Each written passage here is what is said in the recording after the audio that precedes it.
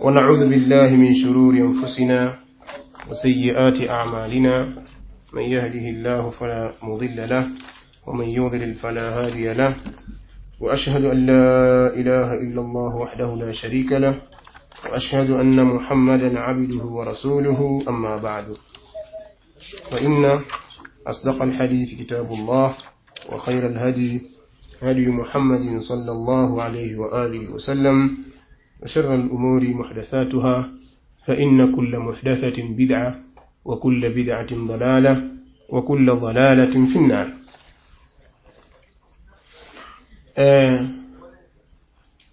درس يليو itaanzia kwenye al-kalam عن الجماعات الإسلامية والأحزاب المعاصرة. maneno yetu yatakuwa kuhusiana na jamaati, makundi, jumuiya za Kiislamu na vyama vya kisasa.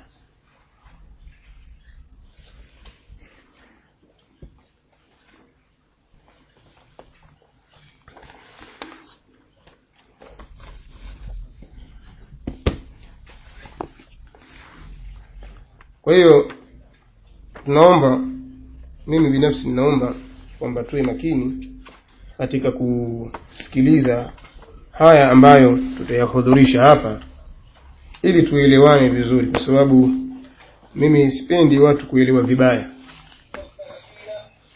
Watu wawe na uelewa ya yale ambayo yamesemwa kama yalivyosemwa, basi na kubadilisha wala kupotosha, kwa sababu tutaingia katika makemeo ya Mwenyezi Mungu Subhanahu wa Ta'ala ya kuwazuilia watu mambo ambayo hawakusema.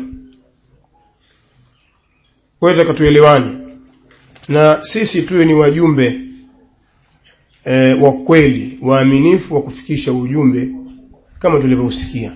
Nadhara Allahu mra'an sami'a minna maqalan fa'addaha mithla ma sami'a أو فوعاها كما سمع أو فأداها كما سمع فرب مبلغ أو عام سامع. نظر الله أو نيرتشي أو تينور Mwenyezi Mungu uso wa mtu ambaye amesikia kutoka kwetu sisi maneno yale, fawaaha akayahifadhi, thumma addaha kisha akayafikisha maneno yale kama samia, kama alivyoyasikia.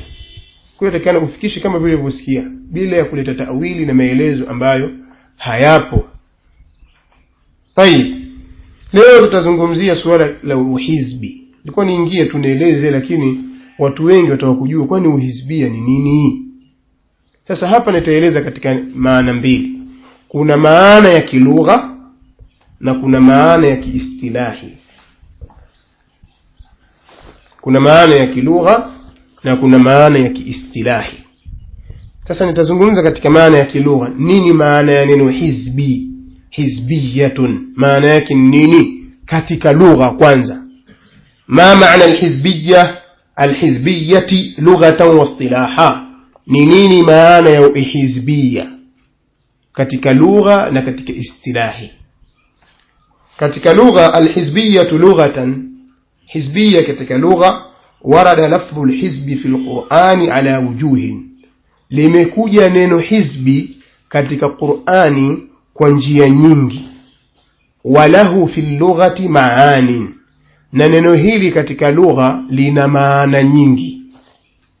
Kwenye Qur'ani limekuja kwa njia nyingi, na katika lugha ya Kiarabu lina maana mengi.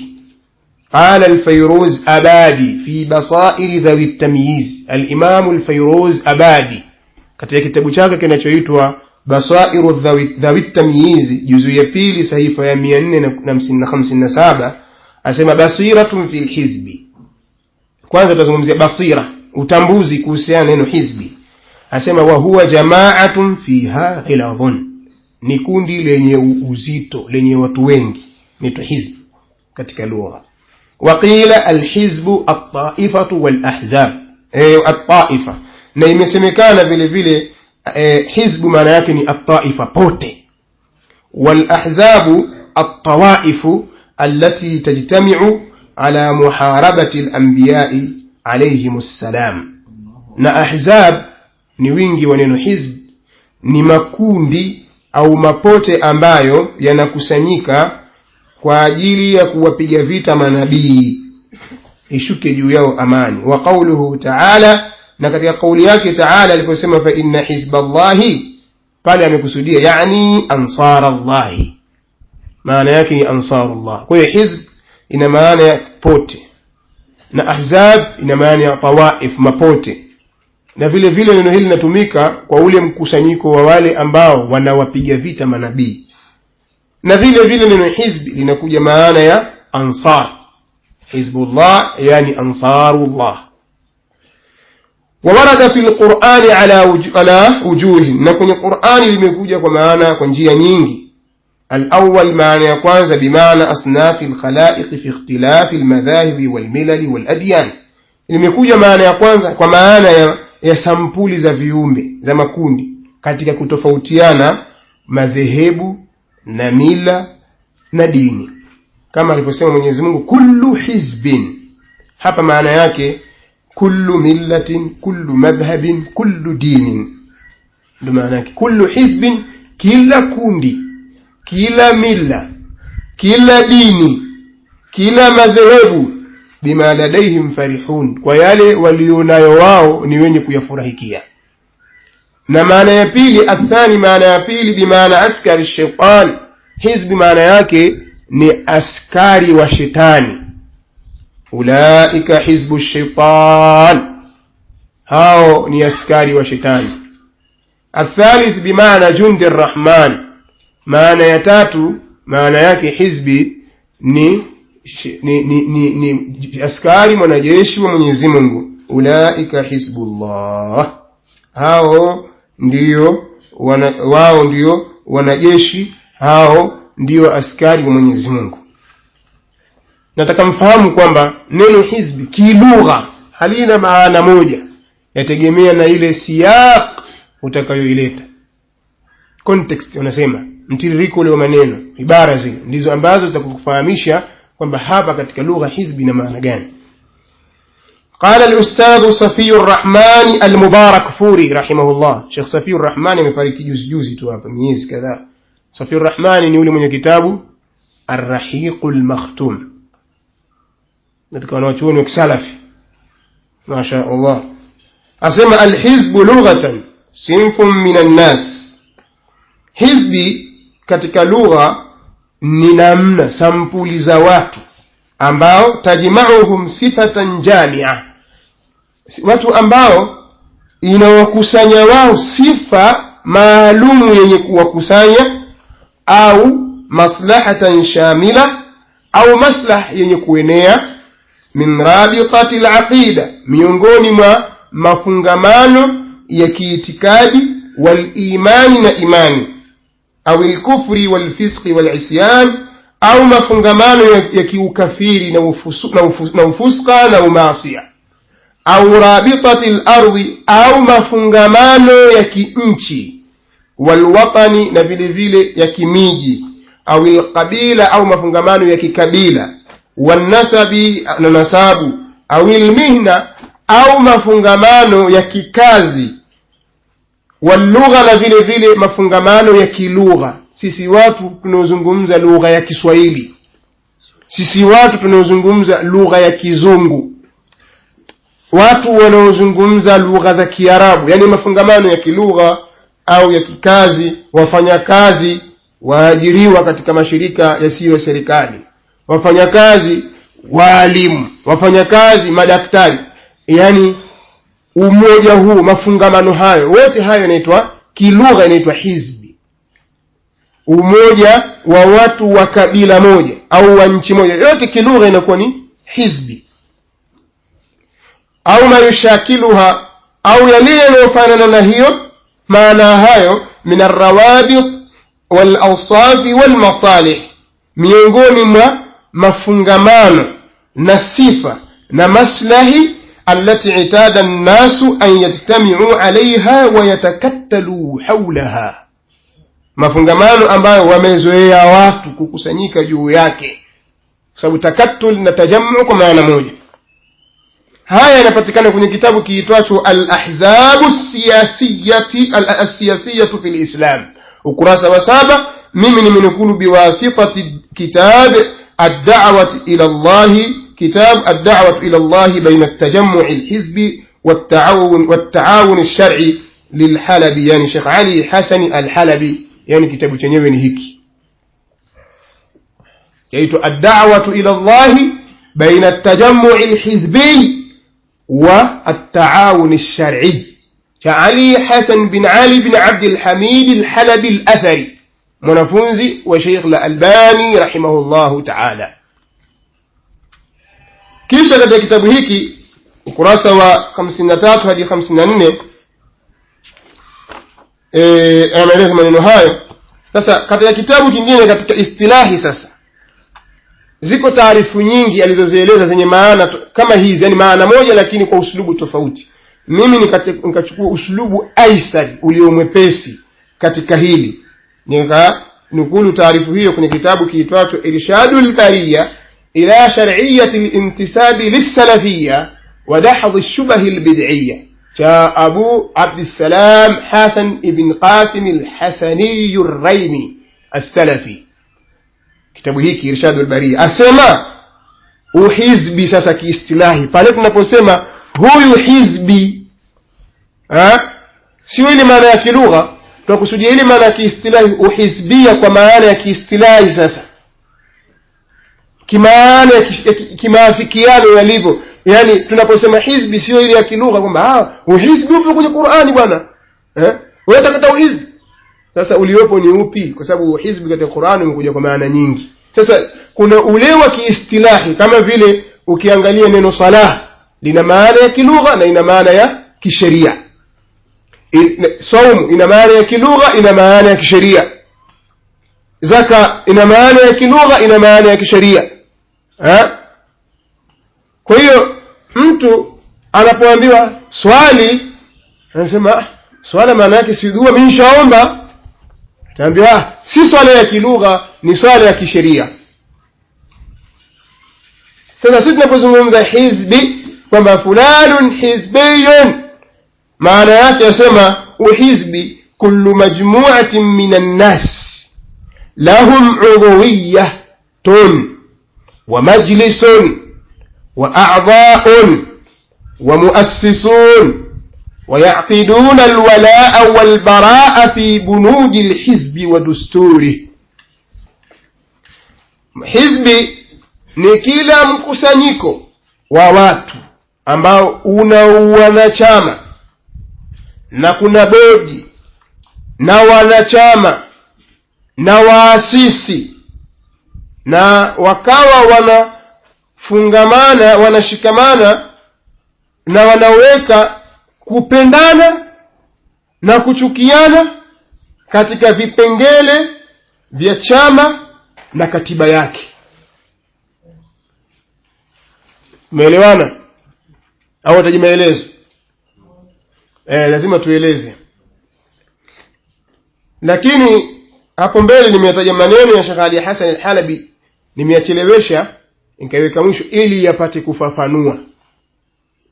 Haya maneno niliyoweka hapa yako katika kitabu kiitwacho hiki ninachokionyesha Irshadul Bariya ila Shar'iyyati al-Intisabi as-Salafiyya, lakini ma'a tasarrufin yasir cha Ar-Raymi, ukurasa huo wa 268.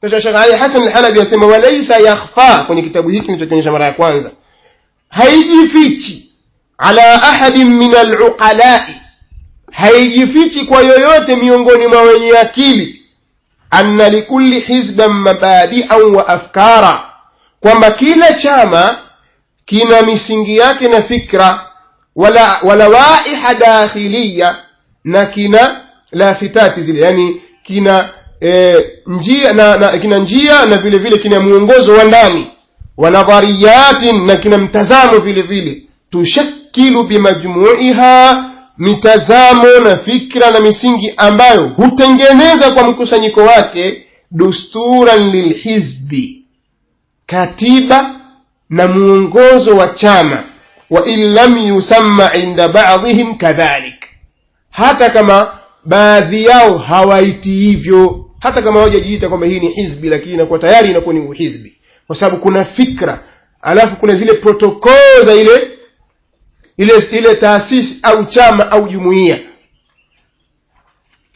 na kuna fikra na misingi kwa ujumla. Sema fa hadha desturi, sasa hii katiba desturi, kwa sababu ikisema desturi maana yake ni katiba. Asema huwa bimanzilati al-asas, inakuwa ndiyo iko daraja ya msingi, alladhi yanbathiqu anhu tanzimu al-hizbi, ambayo msingi ambao ndipo inapochimbuka kutoka kwenye katiba hiyo tanzimu, nidhamu kamili ya chama. Wayambani alayhi, na anakuwa anaotekeleza msingi huo man amana bihi, yule aliyeuamini, wa taqadahu haqqa, na akauitakidi msingi huo na katiba hiyo kwamba ni haki. Wa bita'birin akhar, na kwa ibara nyingine i'tarafa bihi, ameikubali akaikiri. Wattakhadhahu asasa at-taharruki wal amal, na akafanya kuwa ndiyo msingi wa harakati na kazi.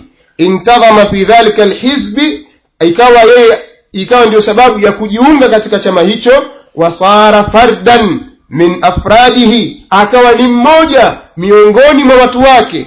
Wa rubbama udwan min a'dha'ihi, na mara nyingine inawezekana akawa ni mwanachama katika wanachama wake. Au ruknan min arkanihi, au akawa ni nguzo, yani ni kiongozi katika viongozi wake. Wa man la, na yule ambaye hakuamini katiba hiyo, fala, hatakuwa mwanachama wala hatakuwa kiongozi. Idhan fadusturu, katiba, huwa asasul walai, ndiyo msingi wa kupendana na kunusuriana. Walida, na ndiyo msingi wa kuchukiana. Walittihad, na ndiyo msingi wa kuwa pamoja. Waliftiraq, na ndiyo msingi wa kufariqiana. Wattaadul, na kufanyana uadilifu. Wattakhadhul, na kukoseshana nusra. Yule ni mwenzetu lakini si katika sisi. Utasikia ibara kama hizo, yule ni mwenzetu yani katika sunna lakini si katika sisi.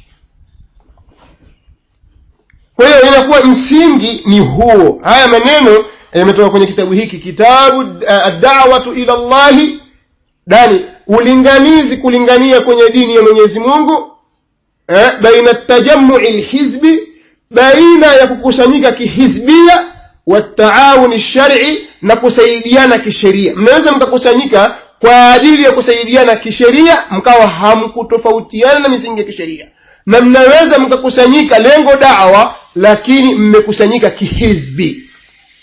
Naeleweka? Fahamu, fa innahu muhim, fahamu, kwa sababu jambo hili ni muhimu mno. Kwa hiyo inakuwa katiba ndiyo msingi wa kuwa pamoja na ndiyo msingi wa kuachana. Kama hukuamini katiba hii si mwenzetu, kama hukuamini taratibu hizi si mwenzetu, hukufuata utaratibu huu si katika sisi. Na ndiyo sehemu ya watu kusaidiana na kutokusaidiana, kupendana na kutopendana. Sasa hapa sisi tunapotembea mara nyingine tunatembea kamili.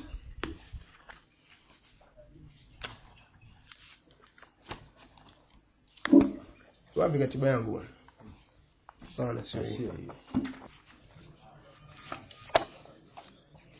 طيب, turudi katika mambo yetu.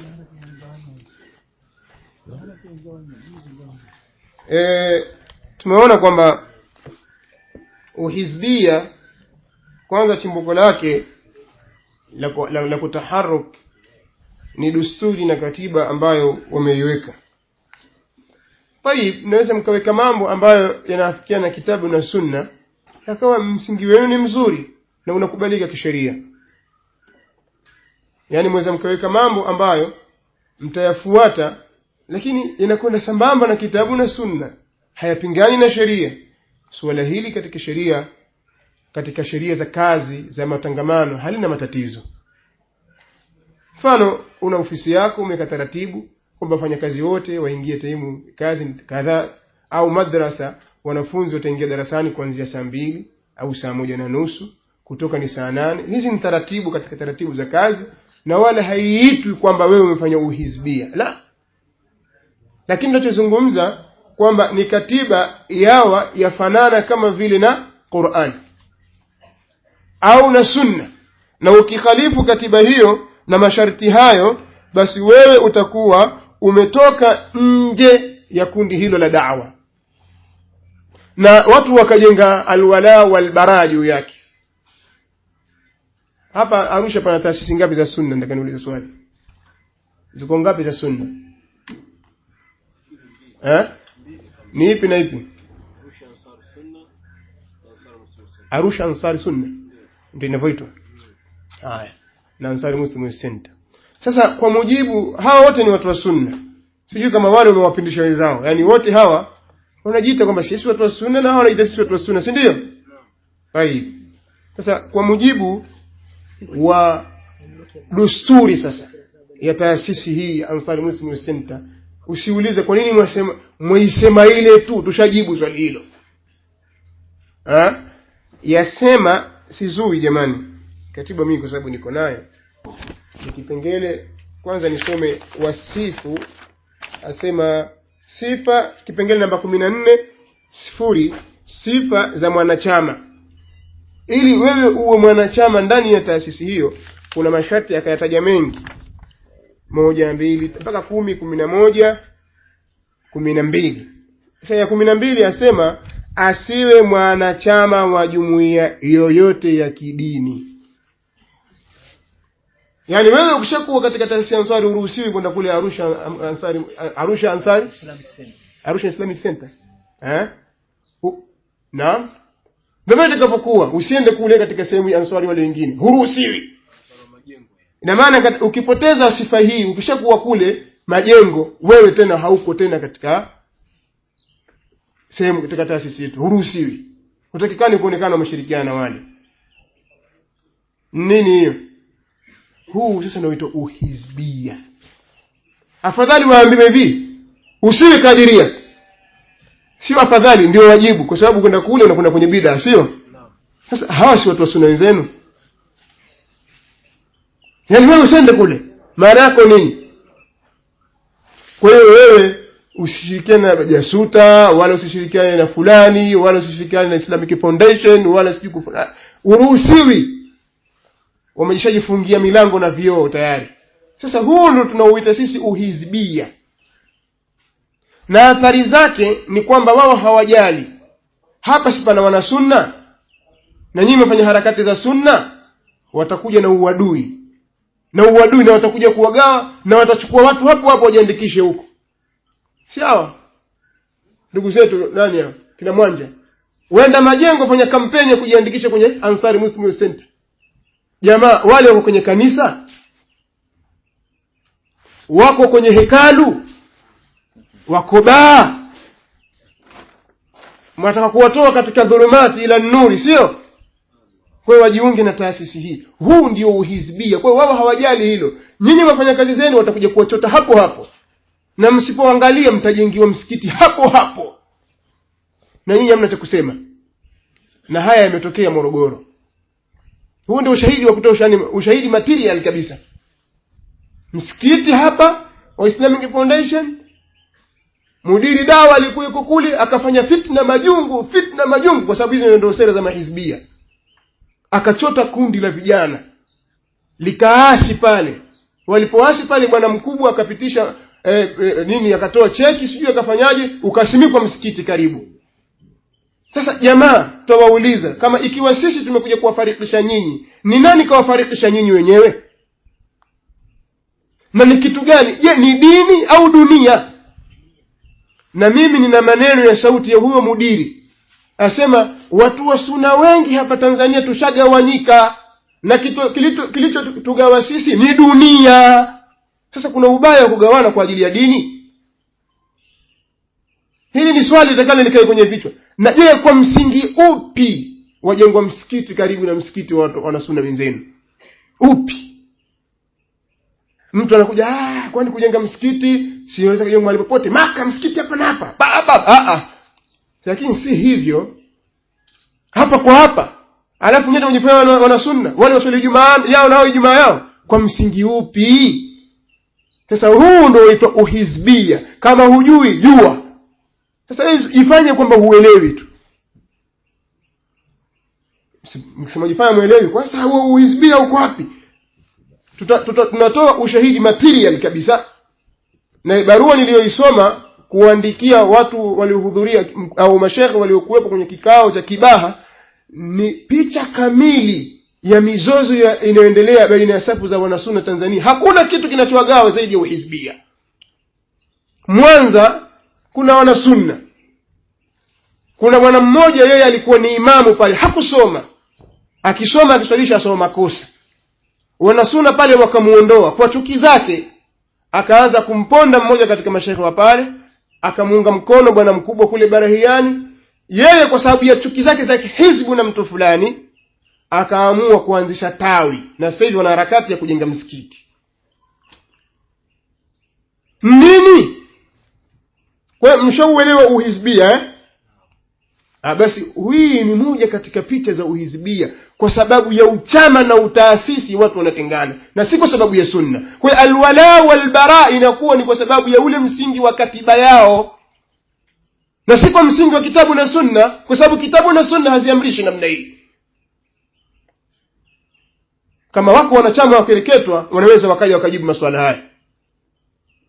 Je, kitabu na sunna ndicho kinachopelekea wanasunna hawana jitu wana sunna wakajenga misikiti hapa kwa hapa na wakayasisi Ijumaa zao na mambo yao na wakapiga vita wengine? Je, ndio kitabu na sunna au kitu gani kilichowagawa? Afadhali ilikuwa ni khata mara moja ni watu wameteleza, lakini ni jambo la kukaririka. Bwana yule alipotoka majungu yake kule akakimbilia Arusha na akateka watu, na wakasisi msikiti wao, na wakawataka watu wengine wavunje zile harakati zao kwa kwenda kuwasajili wawe wanachama huku.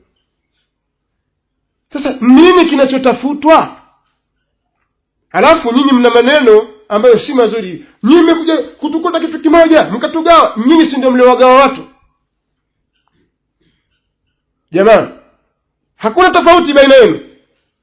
Msio waongo. Sio waongo, tofauti zipo, sisi tunazifahamu. Basi sasa tunaambiwa kwamba huyu asiye mwanachama wa jumuiya yote ya kidini au chama cha kisiasa. Hama neno ya uongo. Mtu akiwa mwanachama wa siasa pia anakubalika katika taasisi hii. Usiwe mwanachama wa dini tu sehemu nyingine, lakini kama ni chama cha kisiasa bora uwe CCM tu watakukubali. Mimi nina ushahidi material. Na sisi tushazungumza, na mimi nimemwambia mbele yake.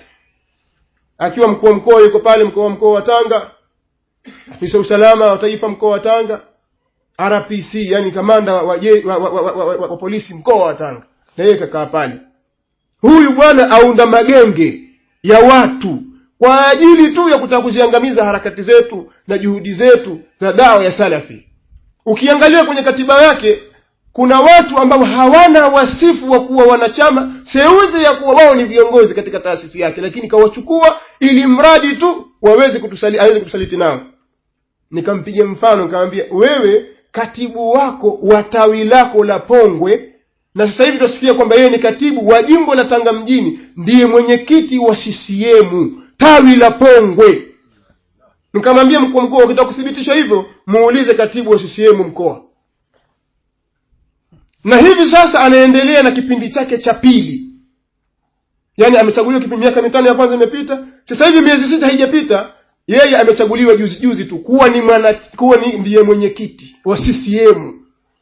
Sasa hii inapopigwa propaganda kwamba uchaguzi jamaa, kumbe ni CCM tu ndio yafaa. Sasa huu ndio uhizbia. Niseme uongo, mtu afunge safari mwenyewe kwa wakati wake akaulize, hivi namuomba katibu yuko wapi? Aende nyumbani kwake. Alafu hapo paulize, jamani nataka mwenyekiti wa CCM Pongwe. Aone atapelekwa wapi? Ndiye huyo. Uhizbia baba. Hatuzungumzi kwa chuki, tunazungumza kwa ushahidi. Lau kwamba nyinyi mko mazungumzo kwa ushahidi ingekuwa ni vizuri zaidi. Pale nilipomwambia vile sema mambo yetu tuhusu sisi. Sisi ndio tunajua wenyewe tunaweza kunasihiana na nini. Anza kubabaisha na hili tukio pia vile vile nitakuja kulieleza kwa sababu alibabaisha watu kwamba yeye mwenyewe atakubali kuwa mwanachama namba 62. Alikuja kuzungumza hapa Arusha nikamsikia, lakini mambo mengine sijui niaite vipi, lakini nitakuja kuyazungumza baadaye katika pengine kama swali mseto. Kwa hiyo vile vile kuna mambo mengine sijui mdhamini asiwe na umri wa zaidi ya miaka 60. Hii najua kaikiwa mzee mmoja kitwa mzee Karuani. Ndio kaikiwa yeye ili atolewe kwa sababu yeye akafikiria huyu ana tabu sana, ana miaka mingapi huyu? 59 60 sasa hivi. Lazima uite mswada miaka 60. Basi kipengele mtu asiwe na umri wa miaka. Hii kipengele kimeingizwa juzi, tunakifanyiwa kazi sasa hivi kwa sababu tunajua kuna watu na miaka 60 na ni watendaji bado. Lakini alipopigwa nje tu mzee Karuani kakaa pembeni, basi watu wanaendelea na shughuli zao. Ni uhisbia. Mjui mmelala tu. Alamatul hizbiyya sasa. Alama za uhizbi. Utakumjua kwamba huyu ni hizbi huyu. Ana alama zake. Lilhizbiyyati alamatun wa min abrazha uhizbiyya una alama nyingi, lakini zilizokuwa ziko dhahiri zaidi. Ya kwanza عقد الولاء والبراء على الأهواء والرغبات وما يوافق المواقف لا على الدليل والسنة. نكفunga na kuweka mapenzi na kunusuriana na kuteteana na vile vile watu wakachukiana na wakatengana kwa msingi wa matamanio na matashi na yale mambo ambayo yanafikiana na misimamo na si kwenye dalili ya kitabu na sunna. Yani wewe kubali tu, hata kama wewe msimamo wako hauko kwenye kitabu na sunna, lakini wewe kubali tu taratibu huu, utakuwa mwenzetu. Ukiwa wapinga utaratibu huo, ndio utapata barua kama hizi. Jana tulisoma barua ya Sheikh Abdul Qadir Hashim, na leo hii hapa kuna barua alipewa siku nyingi al-akhi hapa Sheikh Abu Bilal kwamba ya kusimamishwa kwake, na vile vile al-akhi Yahya Ibrahim ani Abu Zakaria kusimamishwa, akhi Adam Masudi na vile vile Sheikh Abu Bilal al-Aman Uthman Nu'man, kwamba hawa hawaruhusiwi tena, hawaruhusi kufanya harakati za kielimu. Umeelewa? Dawa katika misikiti na vituo vilivyo chini ya mamlaka ya taasisi. Si kwamba unakwenda kuhubiri injili. Si kwamba unakwenda kule misikitini kuhubiri injili au kupigia kampeni chama fulani, kutangaza tu kwamba hili silo la sawa. Sawa ni hivi. Kwa sababu wewe hafikiana na taasisi yetu. Ziko wapi dalili? Ziko wapi hujja? Sasa imekuwa ni masala ya utaasisi. Kwa hiyo ukiona watu wanajifunga katika mambo haya, wanachukiana na kupendana kwa msingi wa utaasisi. Huu ni mfano, lakini taasisi nyingi ziko hivyo. Lakini mnafahamu pia kuna taasisi ngapi hapa Tanzania zinapeleka shughuli zake za kidawa, hawana wanachama, hakuna mambo haya, hakuna hiki, hakuna mambo haya, lakini taasisi zinakwenda mbele mambo ya dawa. Ngapi? Udhaifu ni udhaifu wao wenyewe binafsi tu, lakini dawa zinakwenda, madarisi yako watakwenda nasomesha. Hata kama hawana hospitali, kwa sababu hospitali yajengwa kwa pesa, na nyinyi mnapata misaada. Hawa hawapati misaada. Wenzenu wakiomba misaada hata humu ndani pia mwazuilia. Maandika barua za fitna, msiwasaidia hao. Tunajua haya. Sasa watu wanaafikiana katika misingi ya matamanio nafsi. Ndio hivi sasa utakuta hawa wote waliokuwa wakigombana kwa sababu ya maslahi yao wataungana. Na washaungana. Atakaa tablighi, atakaa ikhwani, atakaa sururi, hizi wote watakuwa pamoja. Wataungana. Si kwa sababu ya msingi wa dalili na kitabu, la, kwa sababu ya maslahi yao. Kwa hii ni alama. Asema fa kullu man i'taqada mu'taqada hizbihim ودان بما سطروه في بنودهم ودساترهم فهو أخوهم وحبيب لهم مهما عظمت مخالفته للكتاب والسنة.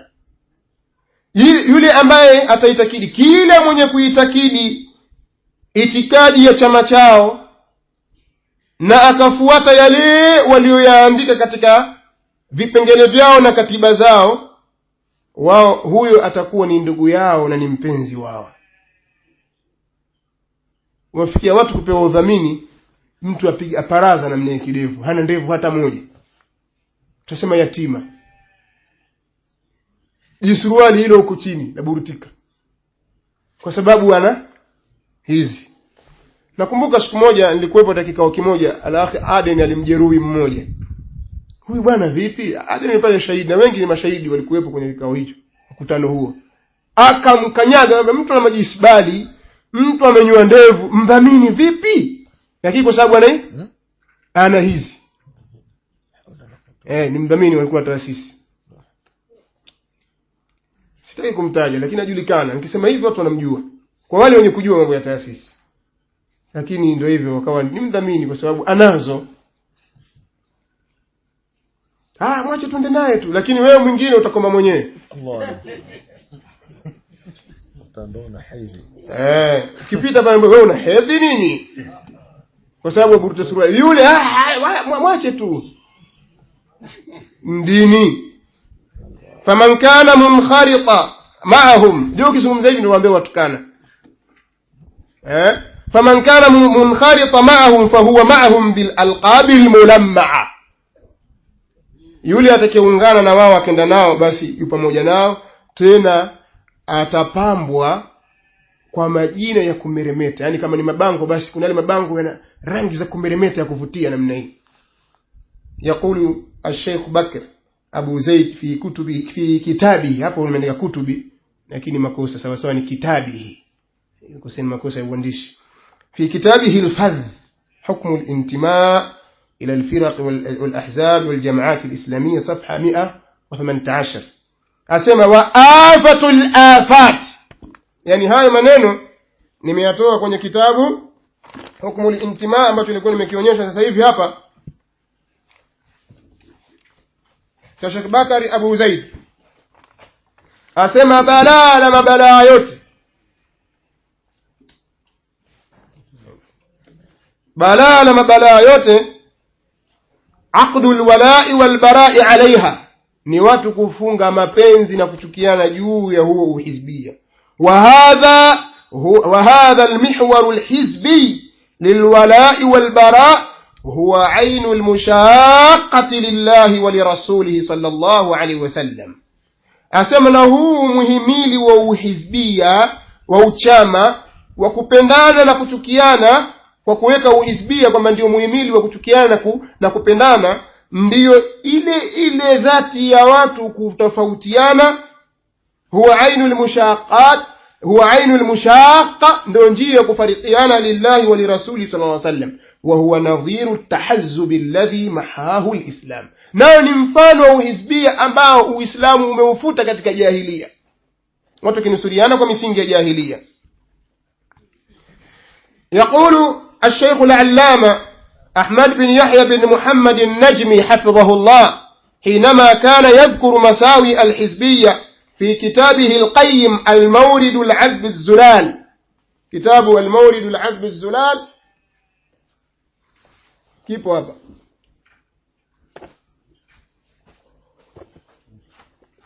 المورد العذب الزلال فيما انتقد على بعض المناهج الدعوية من العقائد والأعمال، cha Sheikh Ahmad bin Yahya bin Muhammad al-Najmi. Kitabu hiki kimepitiwa na Sheikh Salih bin Fawzan bin Abdullah al-Fawzan.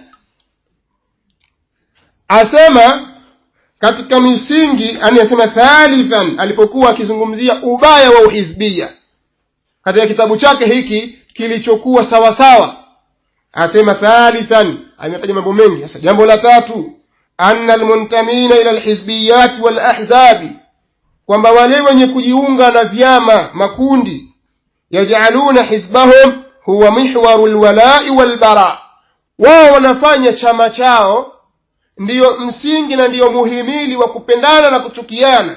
Wal hubb wal ida huwa mihwarul hubb wa mihwarul wala'i wal bara'i wal hubb wal ida, ndiyo msingi wa alwala na bara, na kupendana na kuchukiana, wadhalika mushaqqatun lillahi wa lirasuli, na huko ni kumwasi Mwenyezi Mungu na mtume wake.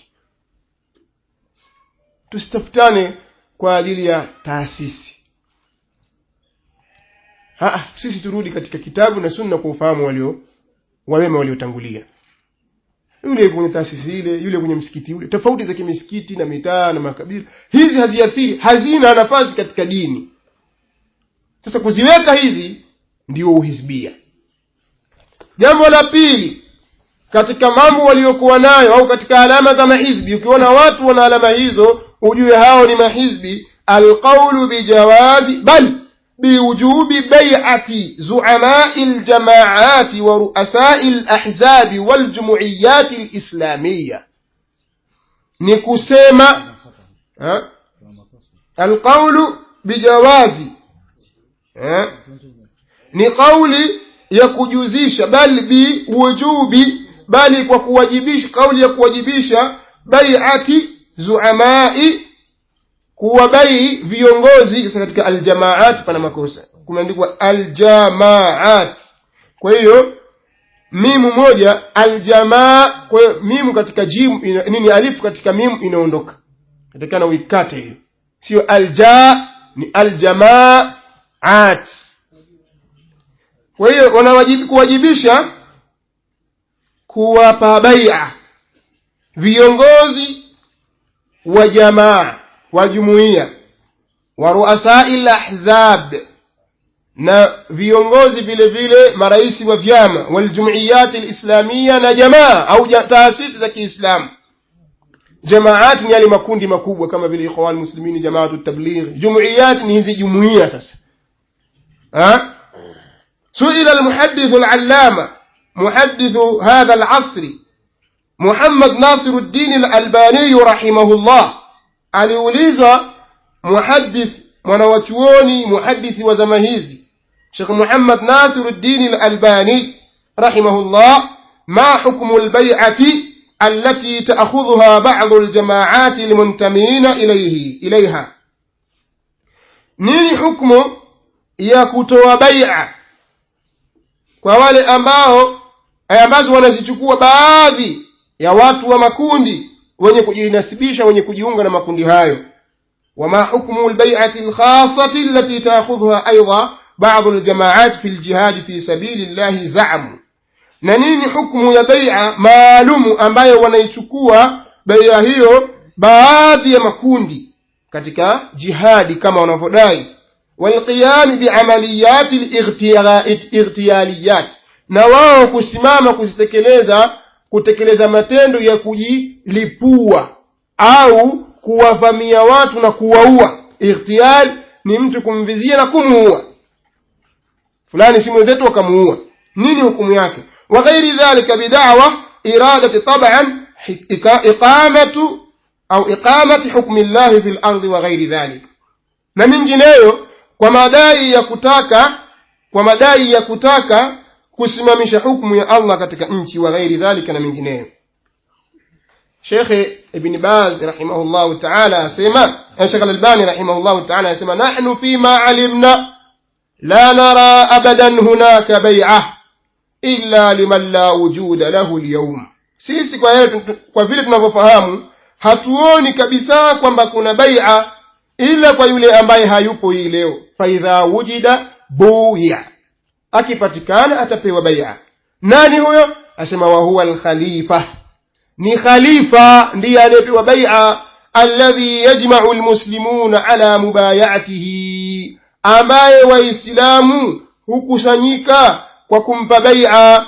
Amma mubay'atu, lazima uangalie neno al-muslimuna, haina maana kwamba istighraqul jinsi hapo, hiyo ni alif na lam ya ahdi, yani ahlul halli wal aqdi. Amma mubay'atu hizbin min al-ahzab, ama kutoa bai'a watu wa chama miongoni mwa vyama, fi fardin li ra'isin lahum, kwa mtu kumpa kiongozi wao, au jamaa min al-jama'at, au kundi miongoni mwa makundi kutoa bai'a li ra'isihim wa hakadha, kumpa kiongozi wao. Asema fa hadha fil waqi'i min al-bid'i al-asriyya, kwa hakika kwa hali halisi hii ni katika bid'a mpya zilizokuja za zama za sasa. Nini hiyo bid'a? Nani huyo?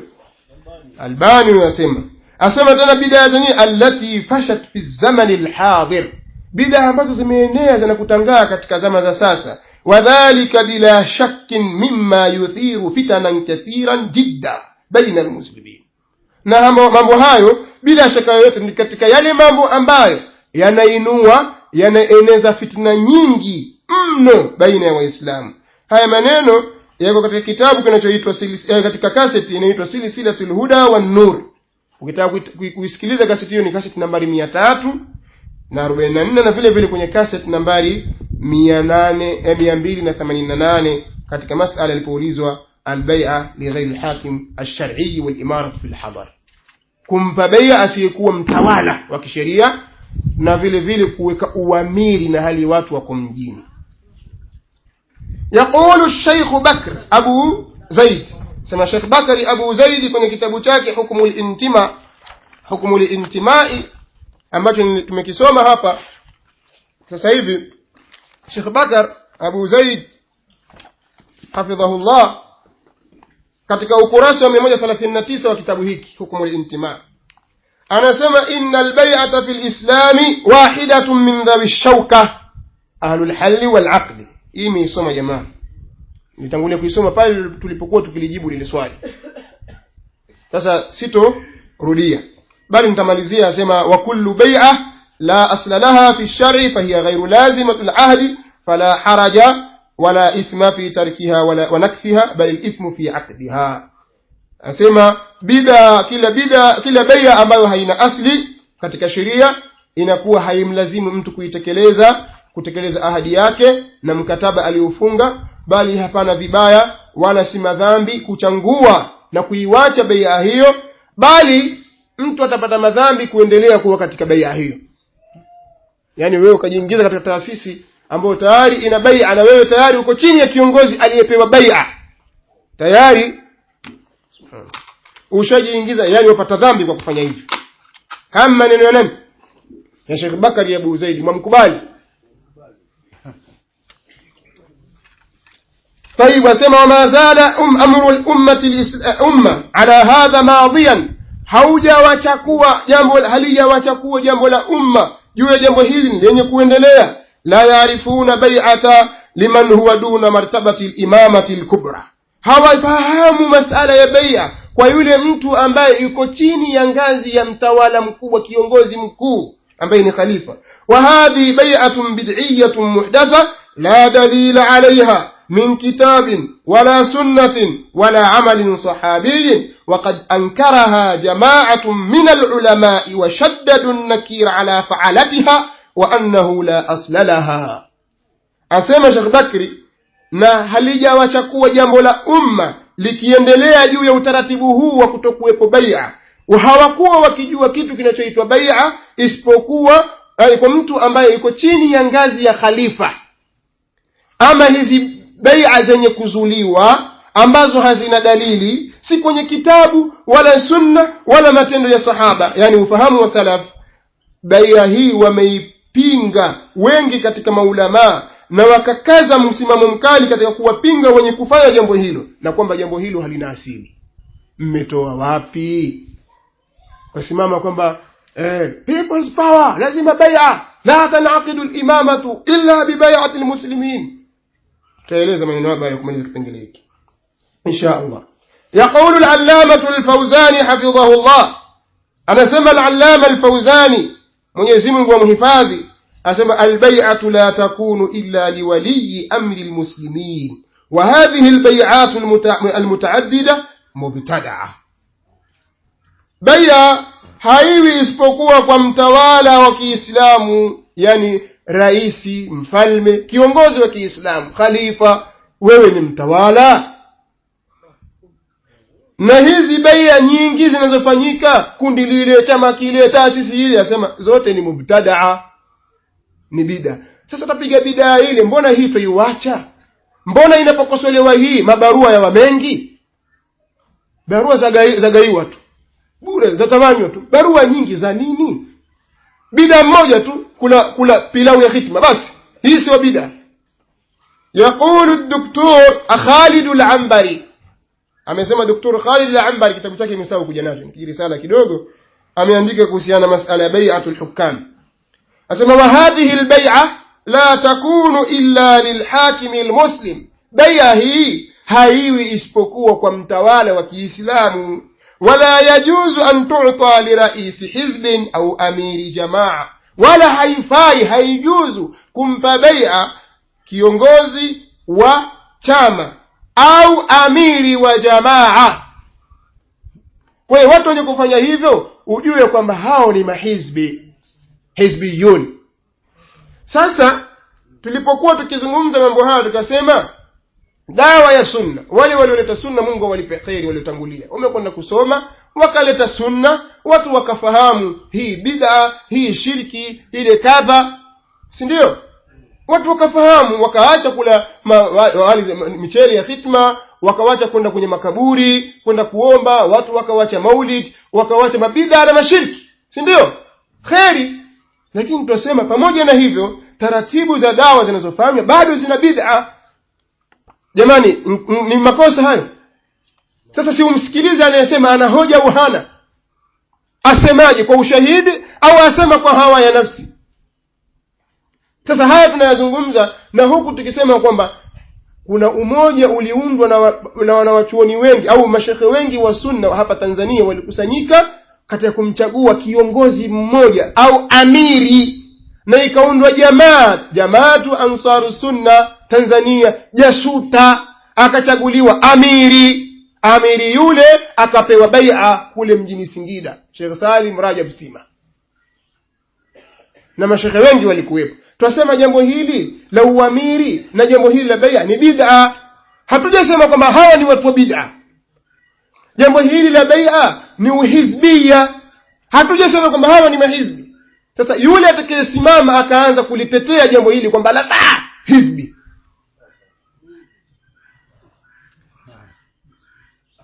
sasa mtu asimama kweli afanya muhadhara kamili, abambanya, hata kujibabadua na kuonyesha udhari, taibu yeye asema kwamba eti kuweka bai'a atasema bid'a. Hapa Ali asema la tan'aqidu al-imamatu illa bi bai'ati al-muslimin. Sasa angalia kijitulaibu ilmik, kiji mwanafunzi wanazungumza kwa lugha za dharau, wakidhani kwamba kufanya dharau ndiyo kuidhoofisha dalili. Haendi namna hiyo, lakini ulete dalili yenye nguvu, kwa sababu mimi nitakujibu dalili yako na hutakuwa na mahali pa kukimbilia. Nitakwambia hayo maneno ya Ali bin Abi Talib hujayaelewa, na inaonyesha una udhaifu wa kielimu wa kuelewa. Sasa mimi nazungumza na wanafunzi na wengineo, ninawaambia na ninatoa challenge kwamba maneno haya aliyoyasoma si mahala pake. Na ndio pale tunazungumza kwamba sisi tunatofautiana na mahizbi katika manhajul istidlali, katika njia za kutoa dalili. Wao huweka dalili mahali si pake, sisi tunasema hapa si pake, weka hapa ndio mahala pake. Maneno haya Ali bin Abi Talib anazungumza kwamba Waislamu ukhalifa wa Kiislamu hautosimama hivi mpaka mtu apewe bai'a. Huyo ni khalifa, na wala hazungumziwi raisi wa chama au amiri wa jumuiya au mudiri wa taasisi. Na wenye kumpa bai'a si Waislamu wote kama walivyotafsiri, ni baadhi ya Waislamu wenye sifa maalum, si huthalatun nas, bali ni ahlul halli wal aqd. Kwa sababu maneno yakoje? La tajuzu al-imamatu, hautofaa ukhalifa, yani imama kwa maana ukhalifa na uongozi wa Kiislamu, al-imamatul kubra. Sasa wewe ni imamu wa Uislamu, wajiita mimi ni amirul mu'minin. Kwa hiyo hapa muradi wa imama ni kiongozi mkuu wa Waislamu ambaye huitwa imamul muslimin, khalifa. Na kwa sababu ukizingatia wakati huo Ali bin Abi Talib yasema maneno hayo, alikuwa zungumzia ukhalifa, hazungumzii raisi na mudiri wa taasisi. Sasa wewe kuitumia maneno haya kuyaweka katika umudiri wa taasisi ni ghalat. Inaonyesha kwamba ufahamu wako ni finyu katika masala, au unakusudia kufanya talbis. kisha asema illa bi bai'ati almuslimin. Kwenye kujua lugha ya Kiarabu wanasema neno almuslimina hapa halienei si kwa maana kwamba waislamu wote, kwamba mtu hawezi kuwa khalifa mpaka waislamu wote wasimame wakampe mkono kwamba wewe khalifa, wewe khalifa. Watu wanakuja Tanzania nzima au dunia nzima wampe mkono. La, si istighraqi hii, alifu na lamu hii si ya kuenea kila kitu. Hii ni ahdi. Waliokusudiwa hapa ni watu wenye sifa maalumu, na haya Sheikh Al-Fawzani ameeleza kwenye kitabu chake hiki Al-Ajwibatu Al-Mufida an As'ilati Al-Manahij Al-Jadida. Fatawa za Sheikh Al-Albani, Sheikh Al-Fawzani ambazo zimekusanywa na Jamal bin Furaihan Al-Harithi, na yeye mwenyewe kuzipitia fatawa hizo na kuandika kwa hati yake, kwa mkono wake, kukikubali kitabu hiki na kwamba hizi ni fatawa zake Sheikh huyu hafidhahullahu ta'ala. Na hii hapa iliyopo mbele yenu ni hati yake yenye wino wa blue. Hapa ameandika Sheikh Fawzan na saini yake na kila kitu, kwamba hizi zote ulizozikusanya hapa ni fatawa zangu na ninazikubali, na akaongeza mambo mengine. Kitabu kikachapishwa.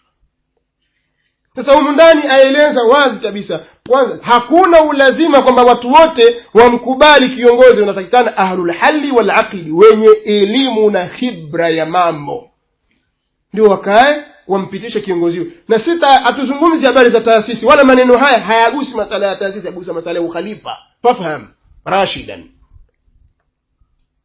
Kwa hiyo mtu akisoma makala namba 16 atayakuta hayo insha Allah. Tuelewana jamani? Mnaona watu tunapobabaisha? Mnaona watu tunapobabaisha? Kwa hiyo tukija katika hili, tukisema tutaweka mjadala wa wazi, watu watafedheka. Kwa hiyo hawezi kukubali.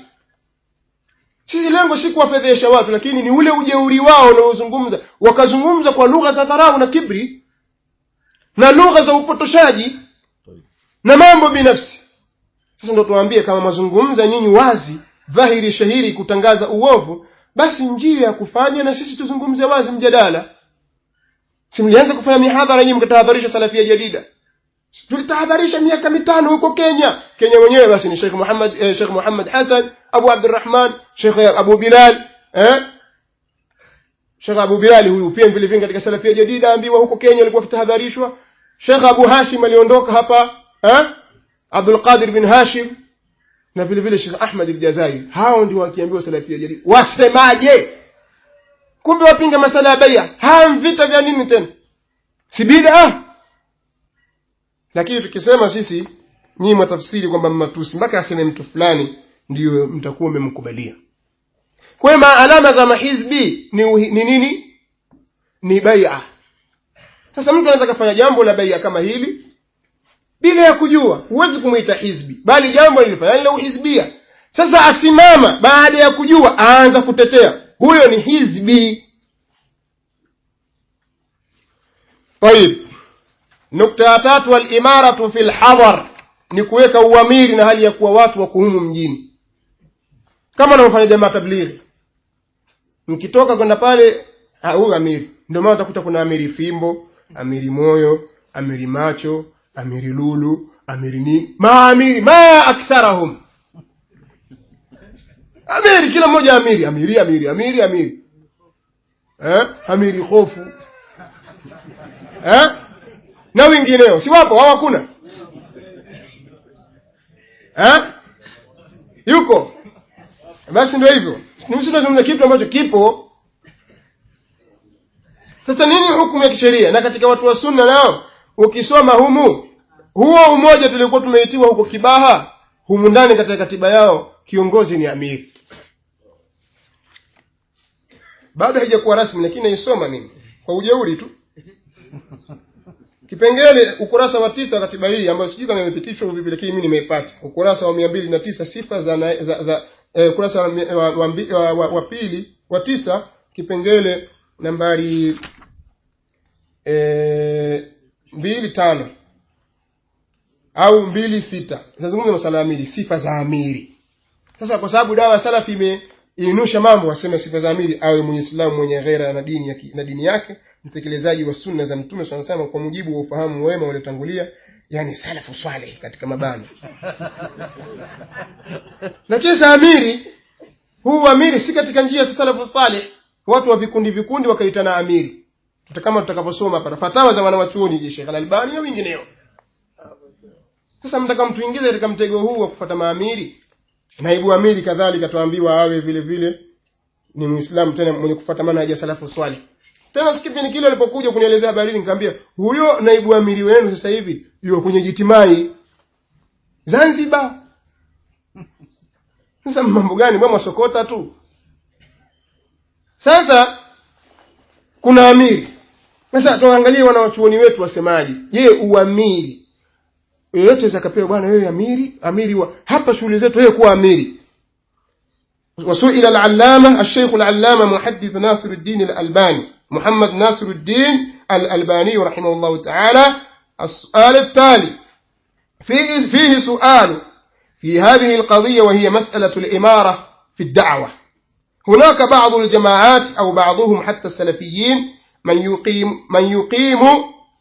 يقيمون الإمارة ويستدلون بحديث السفر وكذلك يلزمون بالإخوان لهم منكن منين نقول كما vile alikuwa akisema kwa sababu nimezungumza kwa sauti بالإمارة عن طريق قولهم بأن المؤمنون وحكاية يعني بأن المؤمنون على شروطهم وكذلك بالنذر وأنها يقاس على الدعوة.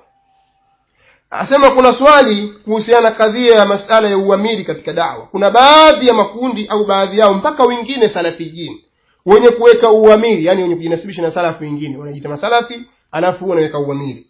Na wanatoa dalili hadithi ya safari kwamba Mtume sallallahu alaihi wasallam anasema idha kuntum thalatha yani fi safar falyu'ammiru ahadukum au falitu'ammiru ahadakum. Mwekeni mkiwa watatu safarini au kama qala sallallahu alaihi wasallam mkiwa watatu safarini mwekeni amiri mmoja wenu. Sasa wao wanafanya kiasi na wanatoa dalili kwa hadithi ya safarini. Watu wanapokwenda safari fupi mwatoka hapa mwenda Dar es Salaam mkiwa watu watatu wanne na kuendelea mwaambiwa mweke amiri. Hii ni safari fupi mwaenda na kurudi tu. Sasa vipi safari ndefu ya maisha? Wimbi hili la da'wa lazima patikane kiongozi amiri mutaa. Kwa hiyo watu dalili wa ushahidi wa hadithi hiyo na vile vile wanawalazimisha ndugu zao kwa uamiri kwa njia ya kusema kwamba almu'minuna ala shurutihim, waislamu watakwenda kwa mujibu wa shuruti zao walizowekeana. Na vile vile asema kadhalika na vile vile binadhiri wanaweka kiasi cha nadhiri kwamba kama vile nadhiri tu wachukua ahadi na mkataba kwamba wewe utatii kama vile nadhiri. Wa annaha yuqasu ala ad-da'wa, kama mambo hayo yanafanywa kiasi katika da'wa. Anna al-insana idha nadhara nadhran yajibu alayhi al-ifa, kwamba mtu atakapokuwa ameweka nadhiri itamlazimu kuitekeleza. Wakadhalika al-insanu idha dakhala dakhila hadhihi al-jama'at wa sallama li hadha al-amir fa innahu yajibu alayhi at-ta'a. Kama mwanadamu vile vile atakapokuwa ameingia ndani ya jamaa hii na akamkubali amiri huyu itapasa kwake yeye kumtii li hadha al-amir, kumtii amiri huyu qiyasan ala an-nadhri, kwa kufanya kipimo kwa nadhiri. Wa qiyasan kadhalika qiyasan ala qawlihim innal mu'minina ala shurutihim, na vile vile kufanya kiasi kwa kauli yao kwamba Mtume sallallahu alayhi wasallam aliposema waumini watakwenda kwa mujibu wa shuruti zao. Wastadiluna ala dhalika watajiduhum yad'una lahum amiran, na wanafanya dalili juu ya hilo na utawaona wanaweka amir. Wa qad yakunu, pana makosa hapa, badala ya wao imeandikwa za yakunu. Wa qad yakunu, na huenda akawa hadha al-amir, amiri huyu laysa min ulama wala min al-ulama, si miongoni mwa wanawachuoni. Wa inma faqat an yakuna ar-rajulu mufakkiran wa munadhima, bali utakuta ni mtu mwenye fikra tu, mtu mwenye kupangilia mambo tu. Wa yakunu sahibu wadhifa adiya, mara nyingine utakuta ni mtu mwenye kazi kawaida tu, min muhandisin au doktor au ghairi dhalik. Utakuta pengine labda ni engineer au daktari, basi tayari kashapewa uamiri na yeye. فأجاب رحمه الله أول ذلك يخطر في بالي أن أقول, jambo la mwanzo ambalo linapitia katika akili yangu ni kusema man alladhi qasa hadha alqiyas, ni nani aliyeweka kipimo hiki? Ahuwa alimun am jahilun, ni mwanachuoni au ni mjahili? Sayuqalu innahu alim, wenyewe watasema mwanachuoni ana ilmu, Tanzania nzima kubalika. hal huwa alimun bil maana al haqiqi ash-shar'i, je ni mwana wa chuoni kwa maana ya hakika ya kisheria au kwa maana za sokoni? Am huwa muqallidun, au ni mtu wa kufuata tu? وقد لا يكون Sheikh Albani anasema وقد لا يكون عالما بالتقليد ايضا, mara nyingine mtu huyo pia anaweza kufikia hasiwezi hata kule kufanya taklidi, yani jahil murakkab, inawezekana ikawa hivyo. فهذا من عجائب ما يقع في هذا الزمان, yasema haya mambo yanayozungumzwa ni miongoni mwa maajabu yanayozungumzwa katika zama yanayopatikana katika wakati huu. Yajitahidu man la yuhsinu at-taqlid, wanajitahidi wanafanya ijtihadi katika kutoa fatwa hata wale ambao hata kufuata kwa jiwe pia hawajaweza. Limadha? Litamfidhi ahkamin, ili wapate kupitisha hukumu wa tadlili nasi bismi al-qiyas, ili wapate kupitisha hukumu na kupoteza watu kwa jina la qiyas. Nasema bismi kwa jina la nini? Kwa jina la qiyas. Fadhakara ahkam al-qiyas wa ahwalahu wa qawl ash-Shafi'i fi dhalik. Maana nasema mimi Sheikh Albani akazitaja hukumu za qiyasi, kama qiyasi ina hukumu zake, kuna masala ya tanqihul manaq, kuna masala sabr wa taqsim, na kuangalia illa za kila pande mbili, na kila masala ni kufanya ili patikane qiyas. Qiyasi si mlango mdogo.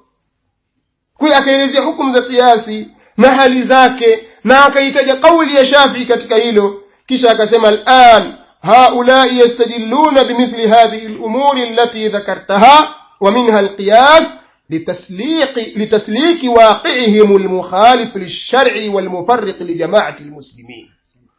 Nasema hivi sasa watu hawa wanafanya istidlali, wanatoa dalili kwa mfano wa mambo haya ambayo umeyataja, na miongoni mwa mambo hayo ni kiasi, ili kupata kupitisha ile hali yao inayohalifiana na sheria yenye kufarikisha umoja wa Waislamu.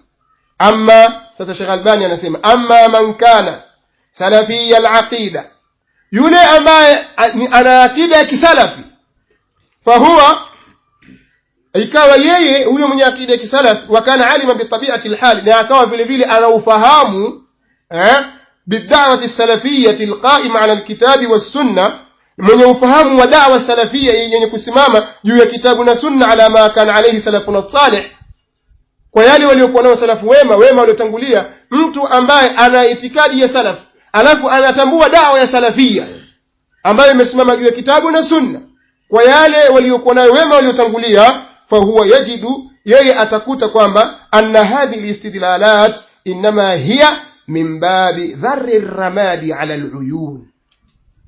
Mtu huyu salafi ambaye anajua dawa salafi ataona kwamba hapa ni kuwamwagia watu mchanga wa macho. Tukagundua sisi kwamba jamaa wanawatia watu mchanga wa macho, wenyewe wamelala tunamna hii, tunajua jamaa watu wa mchanga wa macho pale, wenyewe waona kwamba hoja funga tafaru usikize miadha, taonya cassette, waona sisi tunajua kwamba hawa watu wa mchanga wa macho, kama anavyosema Sheikh Albani kwamba asema hadha أن هذه الاستدلالات دليل hizi إنما هي من باب ذر الرماد على العيون, ni katika mlango wa kuwatia watu mchanga wa macho au kuwamwagia watu majivu katika macho, liyaqulu linnas, ili wapate kuwaambia watu, yani kwa kuwadanganya, nahnu indana adilla min alkitabi was sunna wal qiyas as-sahih, sisi tuna dalili bwana kutoka kwenye kitabu na sunna na qiyas sahihi. Nini bwana? Tulaibul ilm. Basi maneno yanakuwa namna hiyo. Kwa hiyo maneno haya vile vile patikana kwenye hiyo silsilatul huda wan nur, na vile vile aliuliza Sheikh Ahmad al-Najmi, sitaku yasoma maneno hayo, mtayasoma wenyewe kwa sababu wakati umerefuka. Kwa hiyo fatawa Sheikh Albani imesoma, na pili ni fatwa iliyotolewa na Sheikh Ahmad al-Najmi ambayo tumeitoa kwenye kitabu chake Al-Fatawa Al-Jaliyya an al-Manahij ad-Da'wiyya, ambacho pia tumekuja nacho hapa. Nishakionyesha mara nyingi, kwa hiyo haina haja. Kwa hiyo mtaisoma fatwa hiyo, lakini mimi nitaka kukisoma mwisho wa fatwa hii. Anasema mwisho kabisa, kipengele chake cha mwisho, yani kuanzia mstari wa 3, kabla sijipiga mstari hapa. Kuna mstari wa mwisho nimepiga mstari chini, sio? Katika fatwa yake. Sasa kuanzia mstari wa yani wajuu yake, wajuu kisha wajuu yake, kwa min hadha. Nasoma hivi, wa min hadha, baada ya kueleza mambo mengi, wa min hadha يتبين أن الإذن من الشارع صلى الله عليه وسلم في الإمارة الخاصة خاص بالسفر دون غيره. na hili linabainika ya kwamba ruhusa ya kisheria ya mwenye kuweka sheria sallallahu alaihi wasallama katika kuweka uamiri maalumu, jambo hili lahusika kwenye safari tu, kinyume na sehemu nyingine. waman za'ama anna al-imarata al-khassata fi as-safari dalun ala jawazi fi'liha fi al-hadar, na mwenye kudai kwamba uamiri hasa uliopo safarini ni wenye kufahamisha juu ya kufaa kuufanya uamiri huo watu wanapokuwa huko mjini, fahuwa jahilun, huwa ni mjinga. la yaarifu min shar'i llahi shay'a, hajui sheria ya Mwenyezi Mungu kitu chochote. wa min haqqihi, tamnasihi, haki yake an yastura nafsahu, ni kuistiri nafsi yake, wala yudhhira jahlahu li ghairihi, na asiwadhihirishie watu ujinga wake, asidhihirishe upumbavu wake kwa watu, asiseme maneno haya. haya ndiyo maneno ya Sheikh nani, Ahmad ibn Yahya ibn Muhammad an-Najmi hafidhahullah. hichi ni kitabu ambacho kutoka kurasa wa 44 mpaka 51, kitabu kilichokusanywa na Hasan ibn Muhammad bin Mansur ad-Daghriri.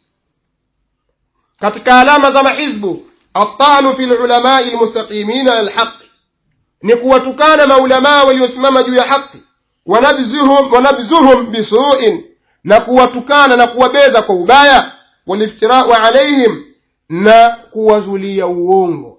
qala al-allamatu al-Fawzani hafidhahullah, amesema al-allama Fawzani Mwenyezi Mungu hafidhahullah, Mwenyezi Mungu amhifadhi, asema la yaqa'u ala al-ulama'i al-mustaqimin ala al-haqq illa ahadu thalatha, hawatukani maulama wenye kusimama juu ya mstari wa sawasawa juu ya haki isipokuwa mmoja kati ya watu hawa watatu tutakaowataja. imma munafiqun ma'lumun nifaq, imma ni mtu mnafiki ambaye anafahamika unafiki wake, sababu mnafiki lazima atatukana wanawachuoni, au kama si mnafiki, wa imma fasiqun, imma mtu fasiki, mtu muovu, mtu wa kufanya maasi, yubghidhu ulama, atakuwa anawachukia wanawachuoni, liannahum yamna'unahu min alfisq, kwa sababu wanawachuoni hao wanamzuia yeye kufanya ufuska. kama akiwa yeye si mnafiki wala si fasiki, wa imma hizbiyun, tena dhallun, imma atakuwa ni hizbi tena aliyepotea. yubghidhu ulama, atakuwa anawachukia wanawachuoni, liannahum la yuwafiqunahu ala hizbiyatihi, kwa sababu wanawachuoni hawa, hakuna sababu nyingine, kwa sababu wanawachuoni hawa hawafikiani naye na uhisbia wake, wa afkarihi almunharifa, na wala hawafikiani naye na fikra zake zilizopinda. maneno haya ndani ya kitabu hiki al-ajwibatul mufida an as'ilati al-manhaji au al-manahiji, ndio sawa sawa al-manahiji al-jadida, ukurasa wa 72. ndani ya ukurasa wa 72 wa kitabu hiki maneno hayo utayapata. maneno ya Sheikh ibn Imam Sheikh al-Fawzani hafidhahu Allah ta'ala. kwa hiyo tunakubali au hatukubali?